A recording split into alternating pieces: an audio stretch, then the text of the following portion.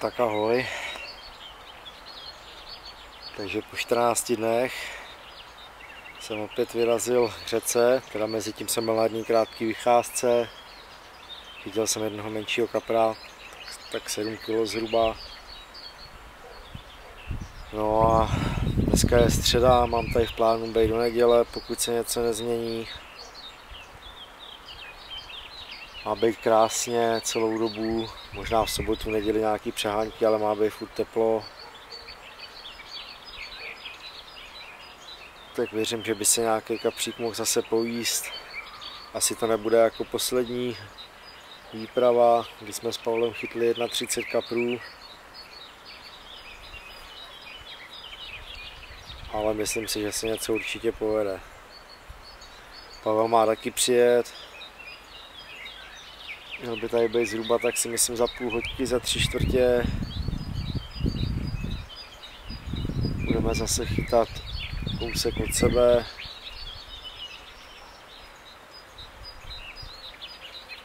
Tak uvidíme, co se povede. No. Krásně už vylezlo listí. Vlastně za nějakých těch 12 dní i tráva vylítla neuvěřitelně. Ráno tu bude na holinky, až bude rosa. A už mám jeden prut nahozený na druhé straně, jako vždycky. Druhý budu pokládat zase ke břehu. Měl jsem dotaz, jak dělám tu montáž na odpadávačku s tím kamenem. A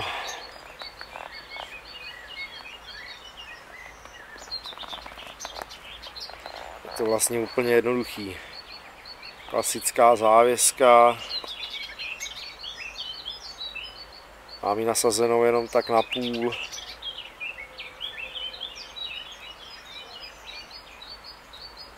Buď to prostě vypadne kámen z gumičky, anebo to vypadne komplet celý. No a celá montáž vypadá takhle. Návazec mám nějakých 55 cm, prostě je to lepší, jako když chytám s tím kamenem. Akor na řece prostě používám delší návazce. Tady mám zrovna G2 s pampeliškou, na druhý mám svoji švestku kryl s plovkou mango. Návazec celý stužený, vlastně je stužený i ten přívěs na boilies. Dávám ještě takhle 2 podmoty pod ten přívěs a funguje to úplně bez problémů. Mám tam 2 Continental tady, na druhý mám 4 Winegap. Takže takhle. Nic složitýho, naprosto jednoduchá montáž. Používám to hlavně z důvodu, že prostě chytám jakoby v tom kamenném valu, nebo prostě těsně za ním. Jsou tam ty kameny a když to tam položím na volovo, tak kolikrát to volovo tam pak zapadne a když je pak záběr, tak ten kapr prostě to nemusí vytáhnout, buď to upálí návazec, anebo se prostě vyřízne. Ale jakoby několikrát už se mě dřív v minulosti, když jsem právě chytal s volovem, tak se mě stalo, že mě normálně ten návazec upálil a já to potom sice vytáhl, ale už bez toho návazce. Tak jo, já to tam jdu poslat a nevím, jestli se ještě ozvem dneska, záleží, jestli bude nějaká rybka, nebo se možná ještě ozvem s Pavlem, uvidím. Tak zatím.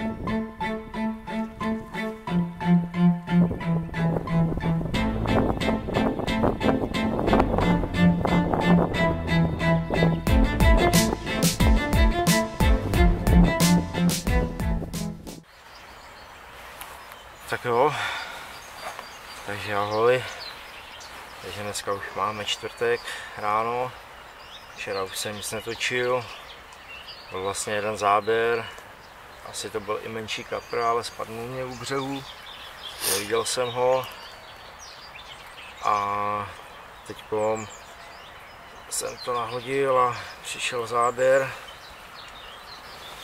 změnil jsem plovku, ke švestce kryl. No, je to teda divoch. Takovýhle šupináč, no.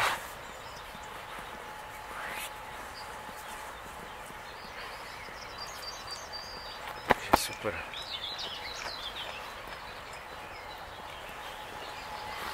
Tak jo, tak ho jdem pustit, jdem teda na dalšího.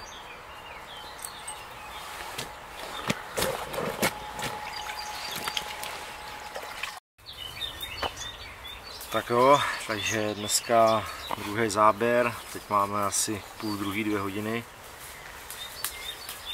Jinak od rána nic nebylo, jsem to zase přehodil a chvíli po přehozu do půl hoďky přišel takovýhle rysák. Krásná zdravá ryba, není velký, má necelých 8 kg, ale je krásný. Tak jo, já ho jdu pustit a jdu to tam šoupnout.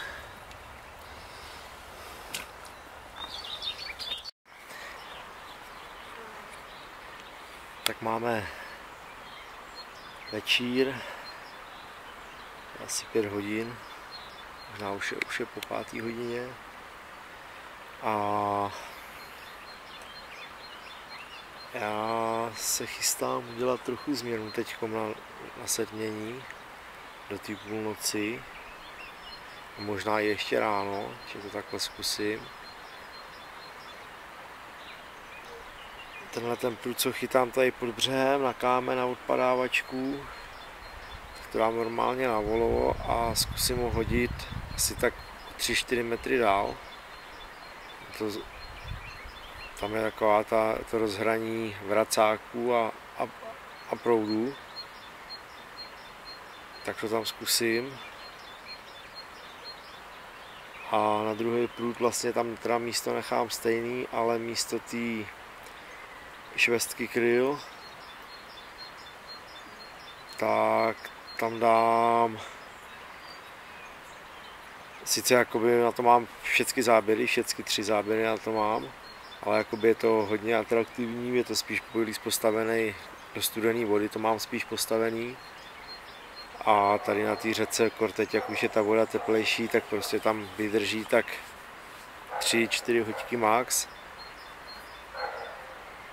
Takže na to budu chytat spíš přes den, vyloženě, a třeba po 2 hodinách prostě přehazovat. A teď tam zkusím dát betu s pampeliškou od Inferna. Taky výborná kulička, mám na to taky spoustu pěkných ryb.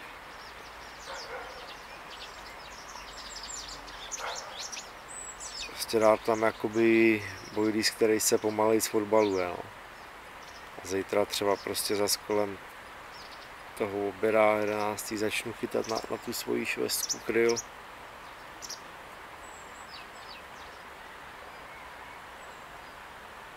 Ale teď bych chtěl, aby to tam prostě jakoby večer leželo v klidu, abych zbytečně nemusel to tam nějak rušit. Tak uvidíme, no. No jinak byly 3 záběry, 2 ryby jste viděli, jedna spadla, Pavel měl 1 záběr, ale ryba mu taky bohužel spadla. Oproti tomu, co jsme tady byli před 14 dněma, tak prostě ty ryby to berou opatrnějc, oba kapry, co jsem vytáhl, tak byly za kraj prostě. Naopak před těma 14 dněma tak to hltali, že to prostě měli jakoby poměrně daleko a vlastně jsme to dávali dost daleko od háčků a úplně bez problémů. A no nic, no uvidíme.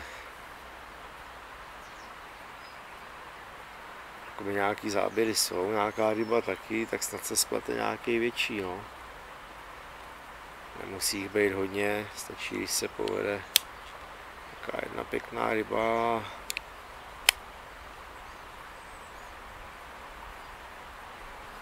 Okolo tyhle ty menší ryby a bude spokojenost.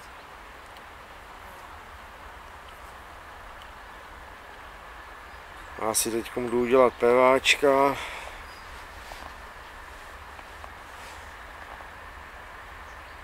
Dělám si na každý prut 4.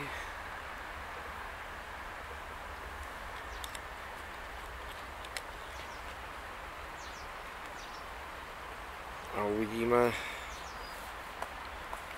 co se povede. No. Dávám to takhle na pásku. Nic složitýho prostě. To je hlavně o to, aby se to při náhozu nezamotalo.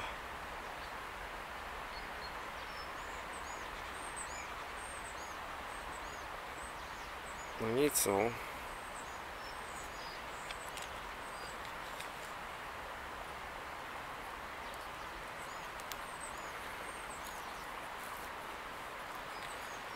Takže já to tady dodělám a jdu to přehodit. Tak ahoj. Takže dneska už máme pátek. Dneska jsem se ještě ani nepřihlásil. A teďko se povedl takovýhle pěkný šupináč, krásně tmavý. Ocasní ploutev, velkou pěknou. Mají tady nahoře takovou přehrnutou ohlou. Krásný šupík. Je to už druhý záběr, tak před hoďkou jsem měl asi 60 šupináče. Takže paráda, no. Přišel na samotnou G2. Takže to tam jdu dát a uvidíme, jestli přijde další. Tak čau.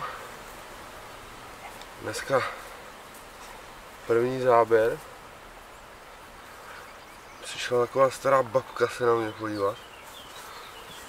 Tak se na ní taky pojďme podívat. Už je to stará známá, už jsme ji tady chytli. Má takový menší handicap, dřív zlomenou ploutev. A na bojovnosti to neubralo. Pěkně bojovala. Budeme zvážit a změřit, ale já si myslím, že bude mít tak 8-9 kg maximálně. Tak jen to tam šoupnu na dalšího.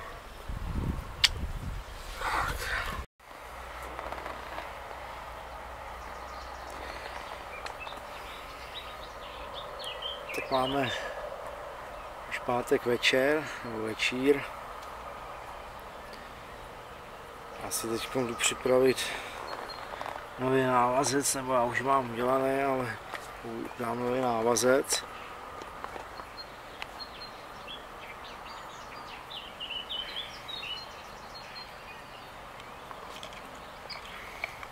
Jinak dneska jsem měl teda 2 záběry. Obě ryby jsem zdolal.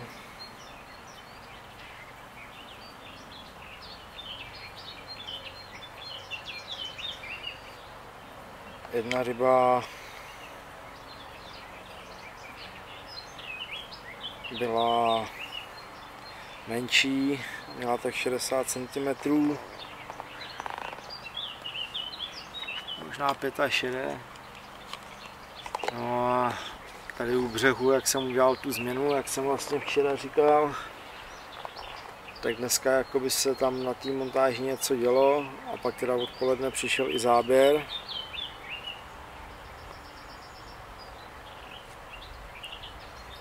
Z toho šupináč něco přes 8 kg měl, no, ale jako pěkný, tmavý, potěšil. Přišel na samotnou kuli a na druhou stranu teď nebudu dávat celou plovku, ale dám tam jenom půlku plovky.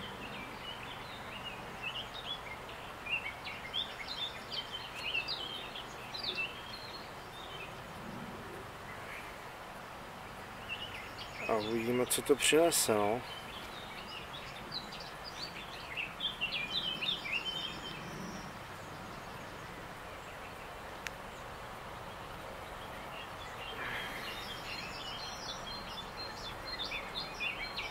Zarážku.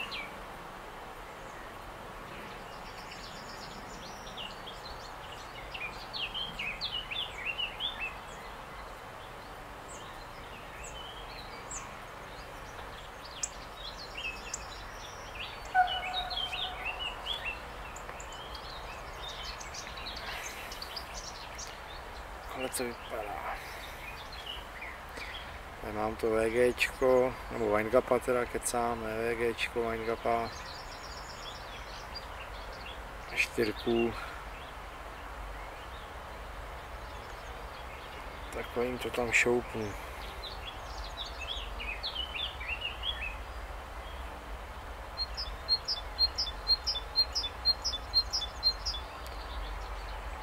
Akorát možná dám další zarážku.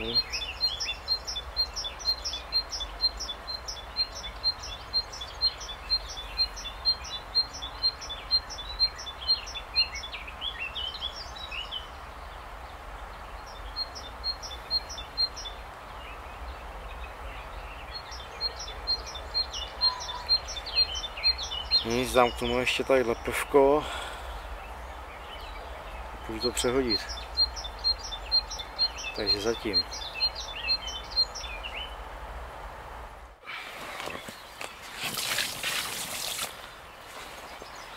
Tak, máme sobotu ráno. Já si teď 7:45 a někdy kolem 7 mě přišel záběr. Krásný šupík, nebo šupík lisec. Zas má ohromnou ploutev. Má nějakých 9 kg, ale je fakt nádherný.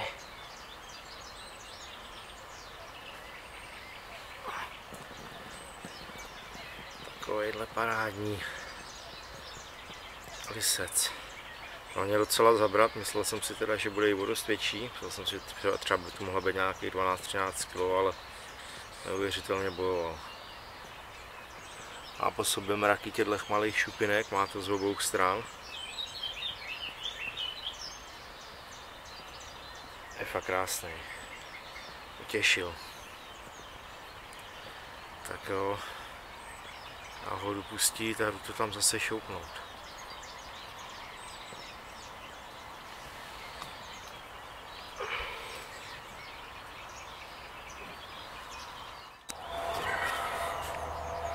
Tak čau.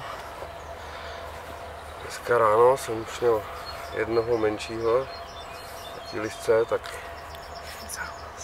75 nebo 70 nějak tak, rovnou jsem ho pouštěl z podběráku.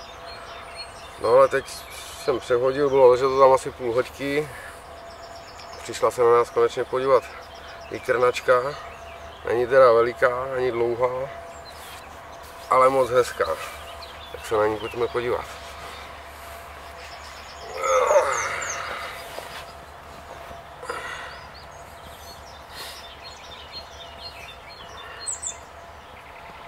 Krásně čistěnká, nikde nepoškozená, nechytaná, asi opatrná, ale teď udělala chybu.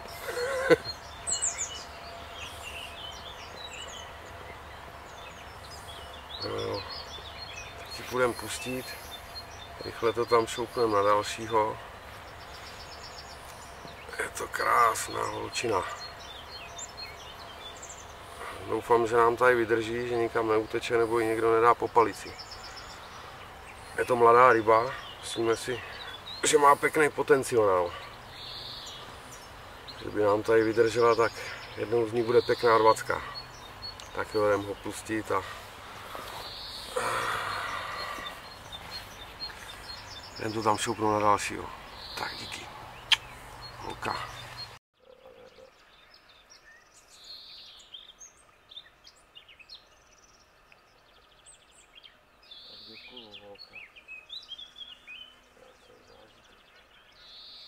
Hlavně se nenechytit od nějakého čuráka.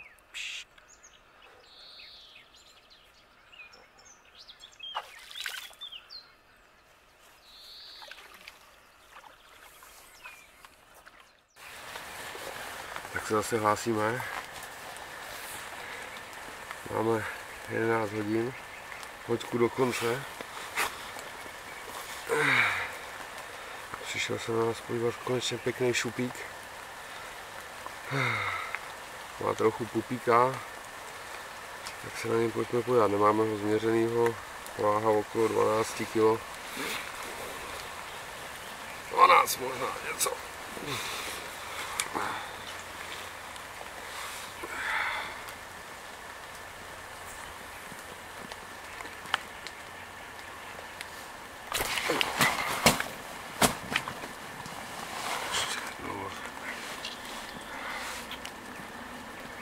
Má docela pěkný pupek. Udělal mě obrovskou radost, krásně široká ryba. Zdravá. Také půjdeme ho pustit a šoupneme to tam na dalšího.